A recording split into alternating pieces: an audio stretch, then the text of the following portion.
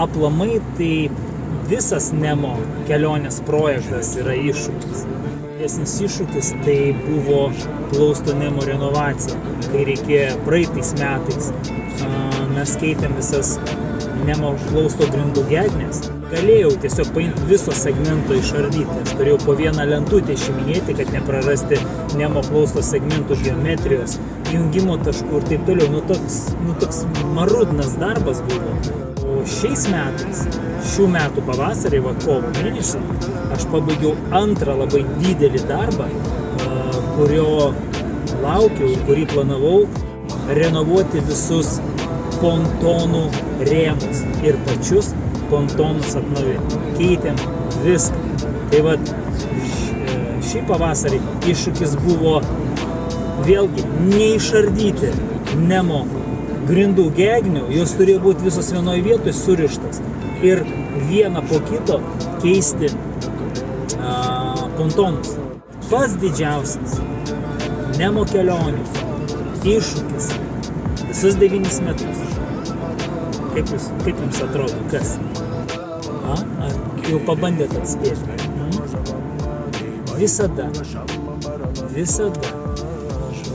buvo blogas oras. Ir Nemo kelionių atveju nėra blogo oro, yra netinkamas apsirengimas, netinka. Žinau, kas reguliuoja orų prognozę, nežinau, kas yra atsakingas už orus būtent kovo, balandžio mėnesiais, šiuo atveju pastaruosius 2 metus kovo mėnesiais. Orai buvo fantastiški. Jeigu nebūtų buvę šitų šiltų orų, šitos saulės, man būtų buvę praktiškai beveik neįmanoma padaryti tas renovacijas, kurias man pavyko padaryti.